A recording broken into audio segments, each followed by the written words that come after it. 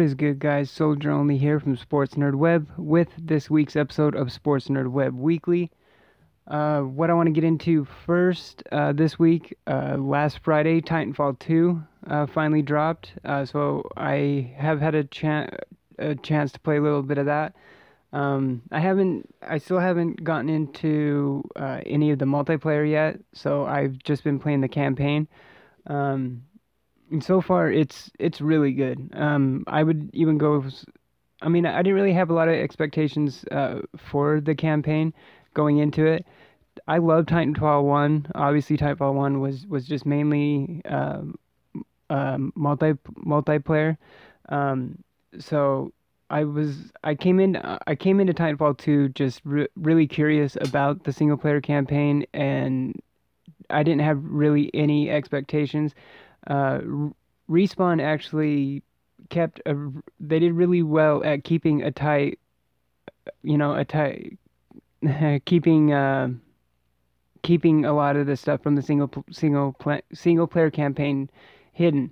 There wasn't really any leaks. They didn't even really talk about it that much during the whole development cycle leading up until launch. So a lot of players didn't really have a lot of expectations, and I think that kind of helps him in the long run, really. Immediately, right at the beginning of the campaign, there's this really emotional moment that was actually really well. I kind of had a feeling that it would be good just on the fact alone that the studio Respawn Entertainment itself is made up of former Call of Duty developers from Infinity Ward and all that stuff. So Respawn Entertainment has a good pedigree as a studio, so I thought that they had that going for them. So I kind of expected it to be good, but I think it's actually a little better than I was kind of thinking it would be. I'm at this point, I'm probably roughly about halfway through. I did see IGN gave it, they actually gave it a 9 out of 10, which is slightly better than I kind of thought they would. I was kind of expecting it maybe anywhere from the 7 to 8 range, but one of their, really the only complaint that they really had about the campaign, they just thought that it was kind of on the short side. The person that reviewed it from them said it was roughly around 5 hours. I heard from another reviewer that it was more like 6 or 7. So somewhere in that 5 to 7 hour range. I've played maybe about 2.5, 3 hours through, so I'm probably about halfway through. I did play the multiplayer beta that Respawn came out. It was a couple months ago, and that was just a multiplayer one. So, and just like the first one, the multiplayer in the beta at least, the mechanics were amazing. I love, and so far in the campaign, it's the same. I love the platforming mechanics. I love it's just a way fun game to play. It's fun to move around. The gunplay mechanics are solid.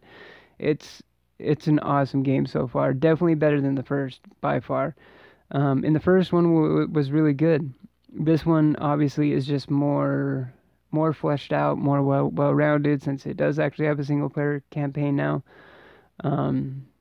I did post a video the other day that had a little bit of gameplay from it, and just kind of my first early impressions on it.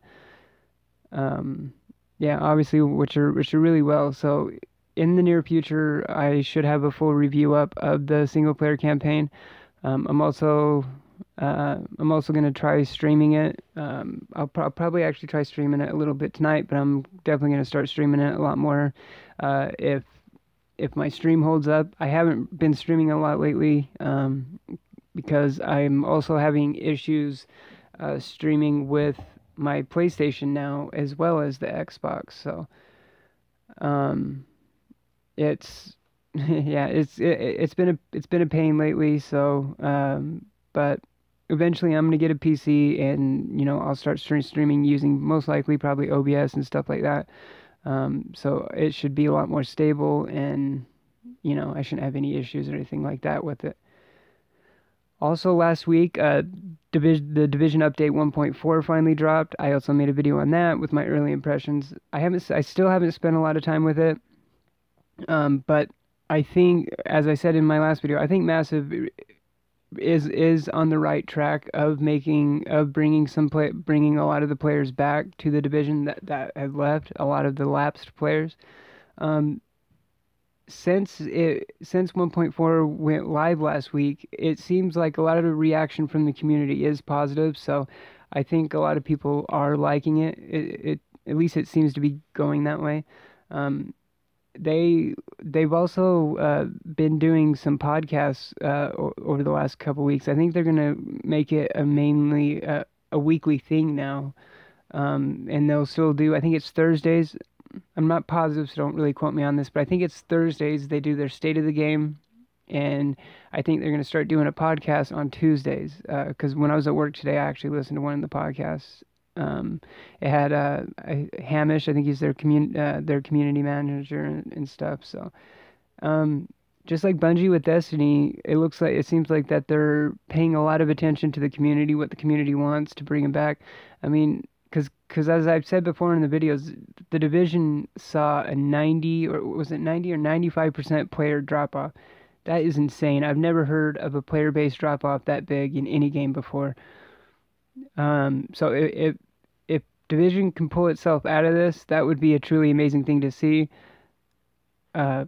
Also, I know that they haven't really retooled anything with the Dark Zone yet. I know that's a lot of players are also depending on what they do with the PvP, the Dark Zone aspect. But so far, from what I've played of the PvE, it's definitely a lot. Excuse me. It's definitely a lot funner to play. The enemies aren't quite as much bullet sponges.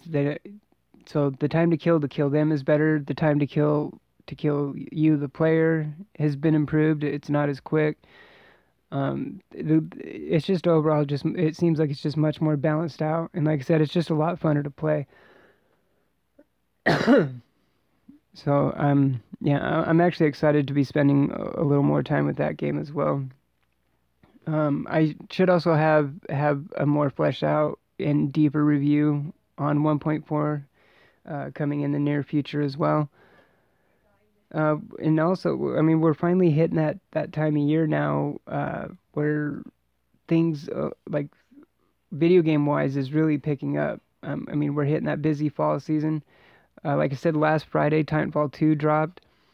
This Friday, so in 3 days, Call of Duty Infinite Warfare is going to be dropping. I'm really curious to see what that's going to be like.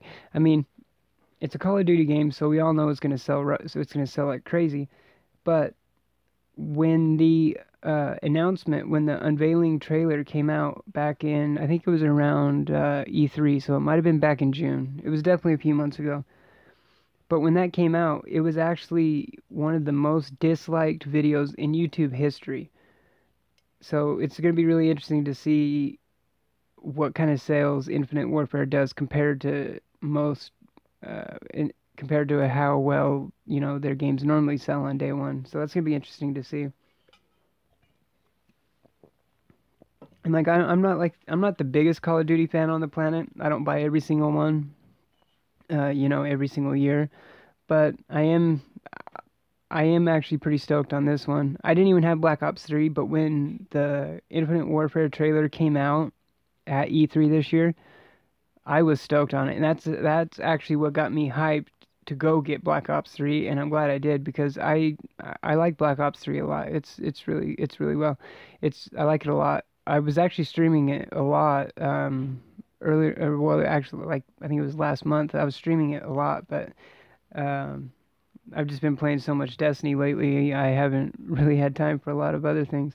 That's what makes it so hard with, trying to get time in with the Division 1.4 right now, with Titanfall 2. I also recently downloaded 7 Days to Die, so I'm trying to get into that. Yeah, and then all these other games that are coming out. Like I said, we have Call of Duty this Friday, then a week from that, so then the Friday after that, Dishonored 2. And then going into January, going into early next year, quarter one of 2017, there's a lot of awesome games. One of my favorite streamers, Tefty, he it was either a week or two ago. He actually streamed Shadow Warrior 2, and that game looked awesome. He was streaming it on PC because it recently dropped on PC. But it's supposed to be coming out on console in quarter one of 2017. So I'm actually really stoked for that. I've kind of been debating of getting the first one. Just the other day I was reading some reviews on the first one, and it kind of had slightly above average reviews. I think the Metacritic on it was like low 70%. It was roughly around like 6.5, 7.5 tops, kind of average.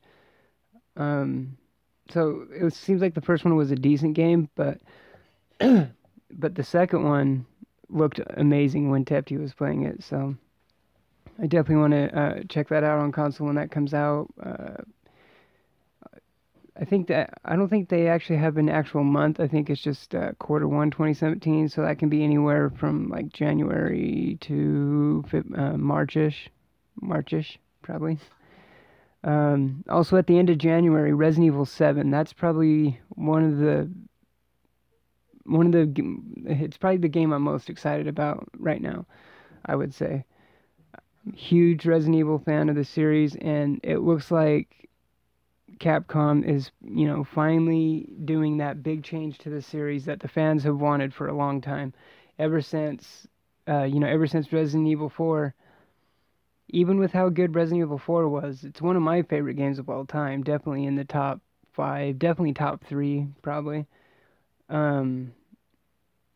But after that, especially Resident Evil 5 and definitely Resident Evil 6, it started going down that action-heavy thing, and a lot of Resident Evil true diehard Resident Evil fans don't like Resident Evil 5 and 6.